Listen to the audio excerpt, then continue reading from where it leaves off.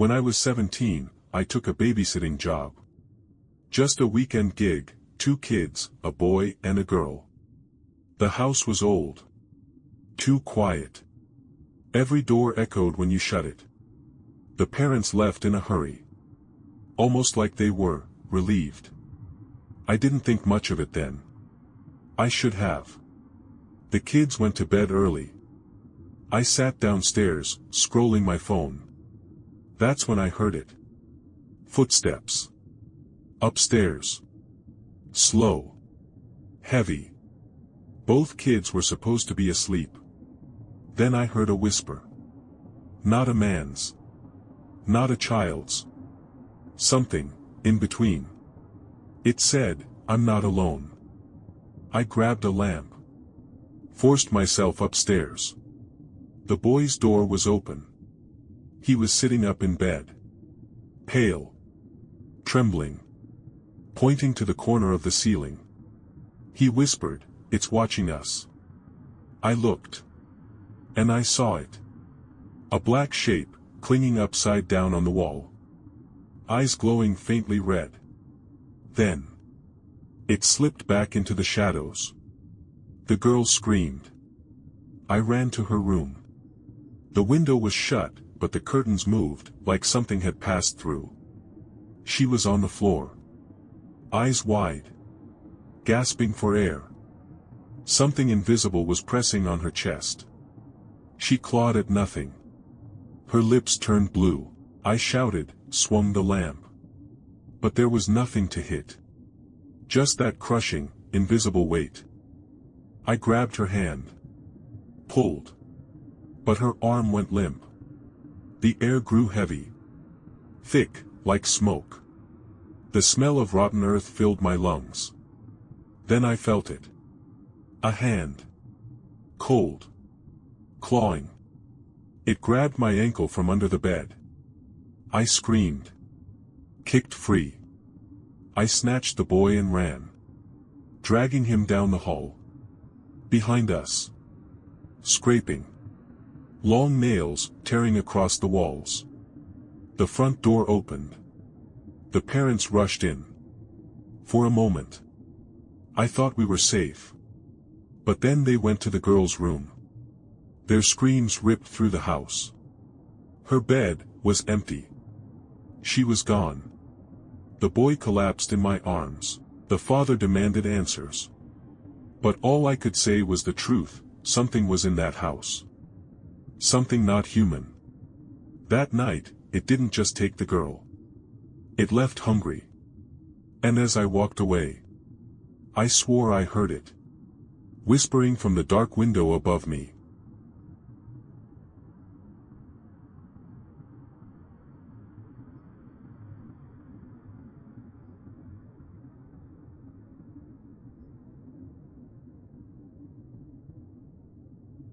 Some stories don't leave you. They don't fade with time. They don't heal. They cling to you like smoke in your lungs. Every breath reminds you that you survived something you shouldn't have. This is one of those stories. I was 16 the last time I ever saw my friends alive. And it all began with a dare. We thought we were invincible. Every Friday night, we pushed past the edge of town.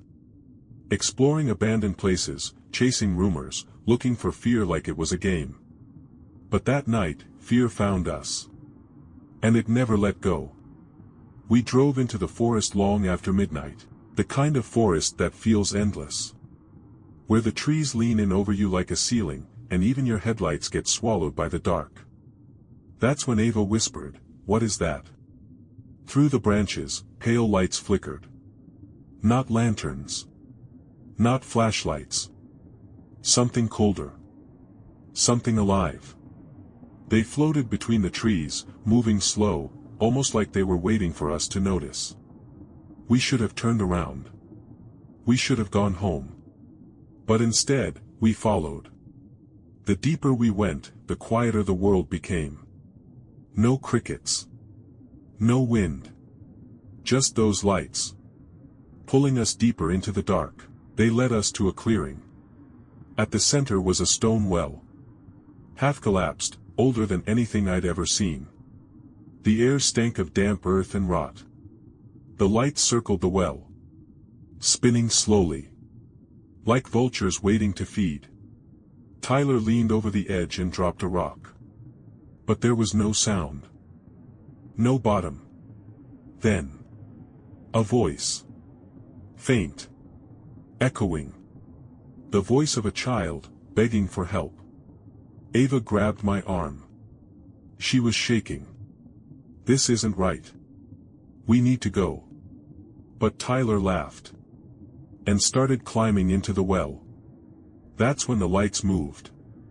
They weren't lights at all. They had faces. Sunken, pale faces. With mouths too wide. And eyes that glowed like burning coal. They swarmed him. Wrapped around his body like fire. He screamed. And for a moment, we had his hands. But the voice from the well screamed louder. And Tyler just let go. We watched him fall into blackness. Gone in an instant. We ran. Branches tearing at our skin, the ground pulling at our feet. But the lights followed. Everywhere we turned, more of them blinked on. Dozens. Hundreds. Then came Ava's scream. I looked back. And she was gone. I found her again only once. At the tree line. Standing completely still. Her eyes glowing. Her mouth opening. Like she was about to scream forever. Then the light swallowed her whole. I don't remember how I got out. I just remember running until the trees broke, and the night air finally felt clean again. Tyler never came back. Ava never came back. Their families held funerals without bodies. Their names etched into stone. But the ground beneath them empty. And me? I carry their ghosts. I hear Tyler's scream when I close my eyes. I see Ava's glowing face in every shadow. People think monsters hide under beds. Or behind locked doors. But the truth is, sometimes they're waiting in the woods. Waiting for you to follow.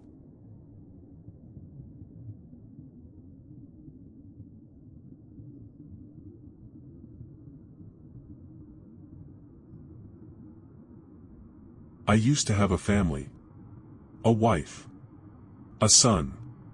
But Ashwood took them. And it made me watch. I don't care if you think I'm insane. Because if you ever see the sign for Ashwood.